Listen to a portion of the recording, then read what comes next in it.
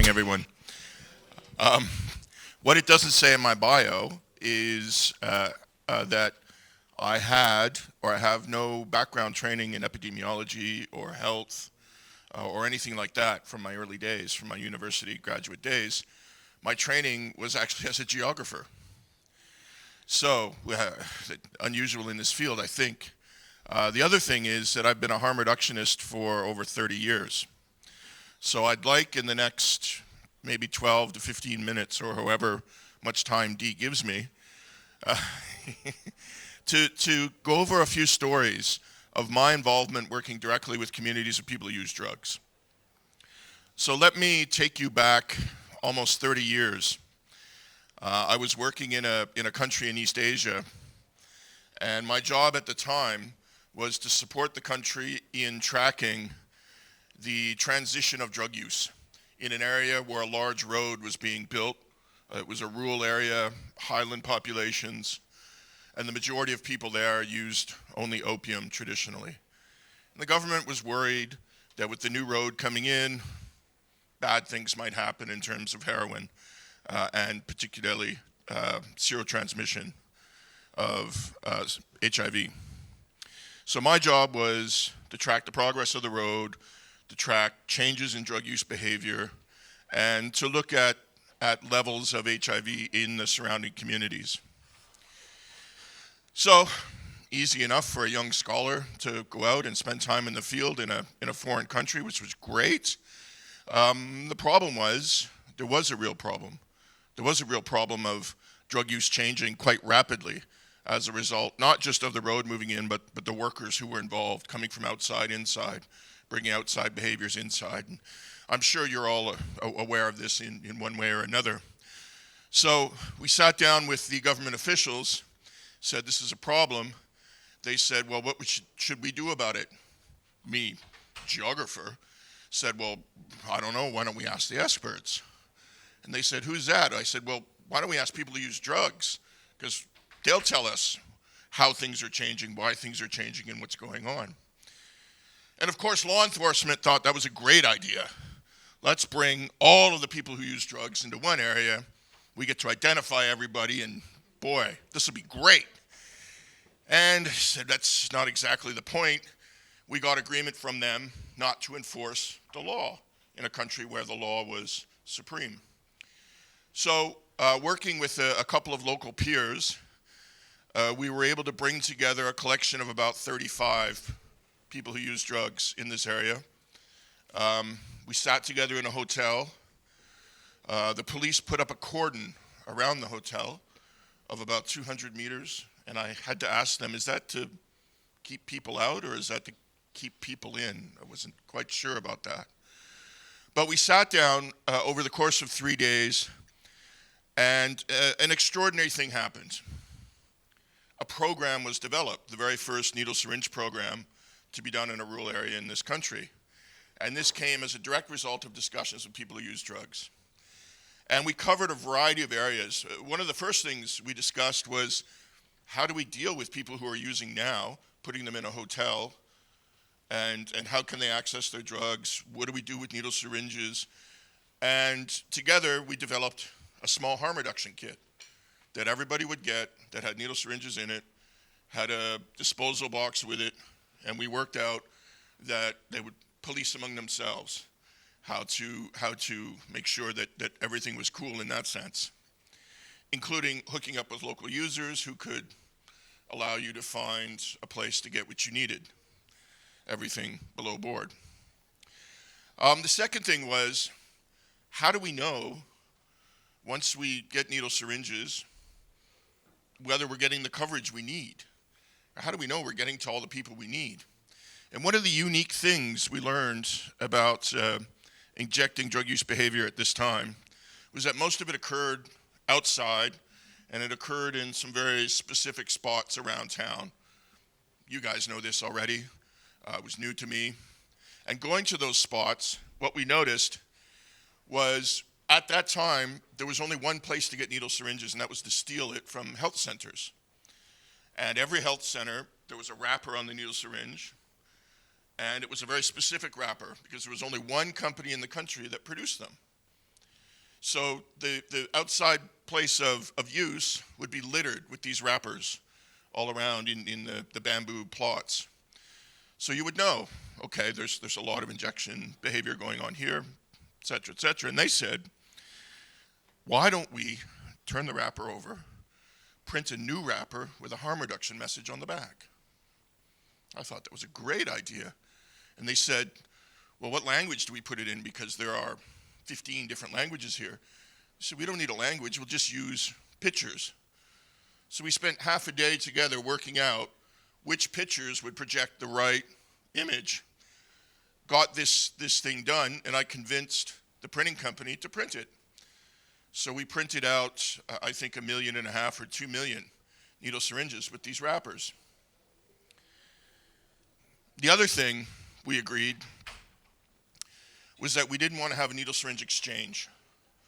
This was being pushed by outside experts who said you need a one-to-one, you need to be able to make sure you're not throwing your needle syringes out, you need an exchange. And they said, well, if you have an exchange, then I have a whole bunch of friends who aren't going to come because they don't want to be identified.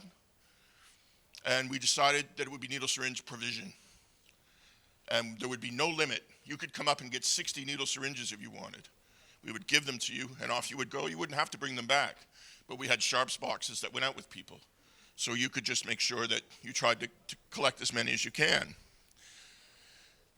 So the results of that initial 30 years ago learning lesson for me, first, the wrapper was a brilliant idea. Every week a peer would go around and they would clean up wrappers in different areas of use. And over time, they started to realize that there was a transition in the wrappers going from completely blank on the back all the way through in some spots to completely filled with a harm reduction message on the back. Everybody who's using here is using one of our needle syringes. There were other areas where it would be sort of 50%. And then the question came up, well, we're not reaching some part of the population. Who are they? How do we change the program to meet these groups of people? The third thing that came up was just the geographic reach of this particular program.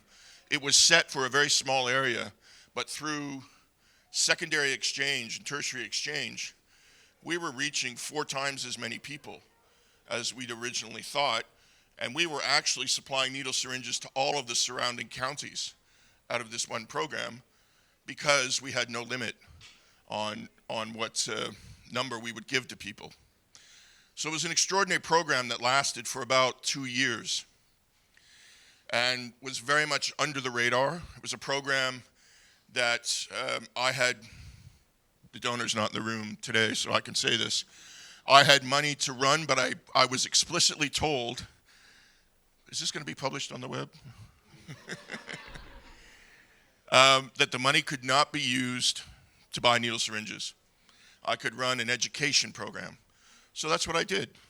With users, I ran an education program, and every month I would give figures that said 267,112 educational materials were distributed this month, instead of saying needle syringes were distributed. So that was another lesson for me. Doing the right things sometimes requires finding ways around ridiculous rules. The other thing I learned also is that sometimes big players cause more damage than good. So I said that this program lasted for 2 years. The program was ended because another large donor came in and they had decided that they wanted to be the first organization to fund harm reduction in this country. So obviously they couldn't have any competitors, and they certainly couldn't have a program that pre-existed their program. So immediately the government cut the program. HIV, you can imagine what happened there. They didn't get needle syringes back there, I think, for another 10 years, which was extraordinary. But for me, that was the beginning of a process of understanding who the real experts were. I learned an awful lot about injecting drug use. I learned an awful lot about drugs themselves, how they moved, how markets evolved. And I learned that all from people who use drugs. So I carried that knowledge with me throughout the subsequent years, some of which included employment with the United Nations. Is Gunnar here? No? Good. An organization that I found to be extraordinarily reluctant to listen to evidence from the ground on what is going on. And an organization against which I would repeatedly be the prickly bear, as I mentioned to Bernice. I would be the one asking these questions, these difficult questions. Yes, but does it really mean that? I give you an example, the World Drug Report, the Bible of drugs that many people who don't know a lot about an area will go to and quote at the beginning of their paper, the beginning of their speech. If you look in the methodology and you read how the numbers are determined, you'll realize immediately the limitation of the numbers in that report. And if you look at Africa specifically, you will see that the last year they indicated the ARQ by country response rate. The ARQ is the annual reports questionnaire. That's the instrument they give the countries to say, hey, tell us how many people use drugs in your country. Tell us this and this and this. 2021 was the last year that they recorded the response rate. I'd like to think it's because I kept criticizing it, but that would be too much. 10 African countries made a submission. Goodness here. 10 African countries made a submission, and Gunnar and I have talked about this a lot, and Gunnar's on our side. He just can't say that officially, right, Gunnar? 10 African countries made a submission. Only 3 made a submission, 10 out of 55. Only 3 made a submission that was deemed to be substantially complete. Now, substantially complete sounds like great, we have a whole submission. The challenge is the UN doesn't have the right to go back and quality control these submissions. They have to take them from the country as gospel. And having worked on the other side of this with countries, when an official comes up to me and says, hey, I have this thing I have to fill in, I don't know what to do, and then they finally tell me in the end, well, my boss said just make stuff up and submit it in. I know what some countries are doing. It's not to say that all countries are doing that, but there are challenges. Now, I will say they've tried to get better. They've changed the ARQ. They're doing it again this year, I think, and they're trying to make it better by also incorporating other information. But the biggest piece of missing information is information collected by people like us in the work that we do and the reports that we write, because that's gray literature, that's outside of their mandate. It's not a scientific article, and so that's a huge gap in this entire process. So through the years, I finally made it here to the continent and doing work here. And one of the first things I did when I arrived here, and Sean is in the room, I think Andrew's in the room, the first thing I tried to do was, let's sit down. I want to sit down with people who use drugs, and I want to listen. And we organized a meeting here in Cape Town. Some of you in the room were at that meeting. You might remember what happened. We had it in a lovely hotel here in Cape Town, right down on the beach. Active users from Durban, Joburg, and here in Cape Town. Many of them homeless. I'd learned from the first session. We'd organized harm reduction kits, and I thought it was really well done. The problem was the hotel didn't really like us, having a meeting there with all of their foreign guests sitting by the pool, watching as we would move into the meeting room. And we had to move it to UCT. But the result of this meeting that was completely run by people who use drugs was a really great initial report on drug use in the country and how to move forward. And that report, I think, laid the foundation for what eventually happened with the CDA, and Sean mentioned this a couple of days ago, where a series of CDA meetings were then held in the development of the master plan that included 2 or 3 CDA members and then 36 people who use drugs, who then ran the meeting and said, you want to know about drugs in our community, we'll tell you, just listen. Now, the majority of the research I've been doing over the last 5 or 6 years is based on my desire to really understand unusual things. I see something unusual, and I ask myself the question, that's really strange, and begin to poke around about it. So through the global initiative, we've published a number of reports that have covered drug markets in the region, South Africa specifically. And in just about every one of those reports, the key partner in undertaking the research has been organizations of people who use drugs, both collectively and individually, across the region. And where it's safe to say so, that's indicated at the beginning of the report. But you know that there are several countries here who first don't want to recognize that they have either people who use drugs or organized groups of people who use drugs. And secondly, would use that report and evidence of their involvement to try and prize from us the information of who are they, where do they live, etc. It's a challenge that we continue to undertake in some of the countries we're working in and trying to work through it. What have I learned in 30 odd years of setting up these programs? I think the first thing is the principle of equality. And that's treating community, whether they're CSOs or people who use drugs, participants, treating them as equal partners to myself and others in the process. That they are equal partners to the research process. They're equal to me as an individual, and equal in the sense of their voice. And it's making sure that their voice is tuned into the process. And that has led, in fact, to a lot of really great research results. One thing I would say that users here in South Africa should maybe take some pride in, I don't know if that's the right way to say it, but the identification of methamphetamine made in Afghanistan was done here in South Africa first before it was identified anywhere else in the world. And that came from users saying, hey, there's something new in the meth market. There's a new supply. It's quite good. It comes from et cetera, and when I first spoke to security organizations and others, they said, you're crazy, you don't know what you're talking about.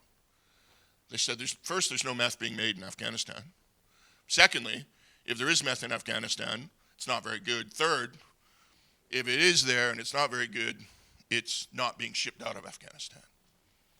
Well, we know now, a few years later, that in fact there was, potentially still is, an extraordinary amount of meth being made there. And that resolution came only after we got chemical analysis of the meth to prove that it wasn't meth made here, it was in fact made over there. But that information came almost a year from users here before it was public elsewhere. The second thing, listen. That's something hard, I think, for so-called experts to do. As experts, we don't want to listen, we want to talk. We want to demonstrate how smart we are. We want to tell you that, yes, okay, I have 30 years of experience. You know, what can you tell me that I haven't heard already? And I think that comes down to the types of individuals who are involved in the process. So the ones who listen are the ones who learn, and they're the ones who actually start to develop really good programs because they're hitting all the right notes. There is not a harm reduction program that can be run exactly the same way in every country in the world. There's no silver bullet. There's no universal approach. Some of the structural elements are the same, but how you do it, completely different, right? The first country I went to, let's put a message on the back of the wrapper. It's great. Doesn't work in an area where you have 16 different needle syringe suppliers. So it's sitting down and listening and then working through designs of how you're going to do it together. The third thing, pay. You want to pay people who use drugs? They're only going to use the money to buy drugs. So this has been, over the last 30 years, probably one of the most contentious things that I've had to deal with in terms of donors versus programming. And okay, yes, Sometimes I've had to hide it in the programming under different labels. But people need to be paid for the work that they're doing. So if you're paying people as researchers and you're saying they're equal to us, then you need to be paying them the research rates that you would pay anybody else. Doesn't matter what they use it for. They can go down to McDonald's and eat all the food and get big and fat like me. They can use it for drugs, whatever. It's their money from their work that they earned. And I think that's an important part. Giving them tickets or giving them pens or whatever else is just ridiculous. The fourth of the five is trust, but verify. Like any other community of people, there will be one or two who try and game the system.